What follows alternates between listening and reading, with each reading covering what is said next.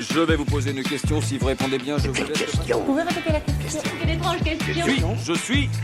La télé en question.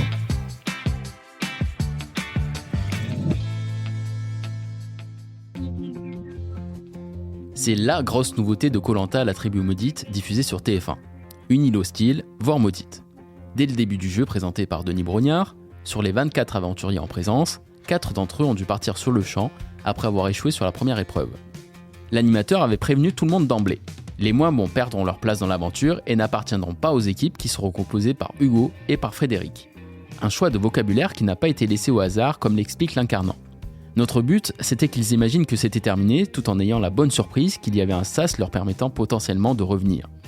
Les tout premiers habitants de l'île maudite ont donc été Nathanaël, Ilyes, Vanessa et Mélissa. Sur place, les malheureux ont bien dû se rendre à l'évidence.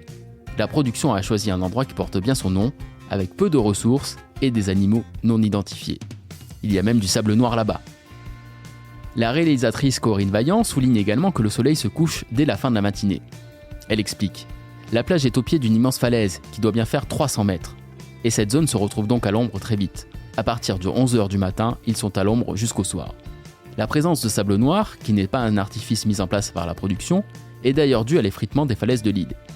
Pour le producteur Julien Magne, c'est la psychologie des aventuriers qui contribue également au caractère hostile de l'île maudite. C'est un lieu qu'ils ne vont pas investir de la même façon, parce que leur présence est censée être provisoire, soulève le professionnel. Il est aussi maudit parce que les gens qui s'y trouvent le sont, et parce qu'ils ne se projettent pas de la même façon. C'est un cercle qui s'auto-alimente. En témoigne par exemple la forte tension qui a régné entre Vanessa et Mélissa dans l'épisode 2, et qui est partie d'une simple phrase prononcée par l'une d'entre elles. Mais Adventureline Productions, la société qui produit Koh-Lanta, ne s'est pas gênée pour apporter un élément perturbateur supplémentaire. Ainsi, comme le relate Corinne Vaillant, décision a été prise de limiter le nombre de cadreurs présents afin de renforcer le sentiment de solitude. Quand les candidats sont vraiment seuls, sans équipe de captation, c'est là qu'ils ressentent vraiment ce que c'est d'être naufragés sur une île perdue. Et elle ajoute: on l'applique aussi chez les rouges et les jaunes, mais encore plus pour la tribu maudite. Ils ont même cru qu'on les avait oubliés, s'amuse-t-elle. Mais que les aventuriers se rassurent, leur calvaire prendra fin lors de la réunification. J'espère que cet épisode vous a plu. Si c'est le cas, abonnez-vous sur votre plateforme d'écoute préférée pour retrouver de nouveaux épisodes chaque semaine. Et si vous en voulez plus, découvrez aussi le ciné en question et les séries en question sur les plateformes d'écoute et téléloisirs.fr. À bientôt.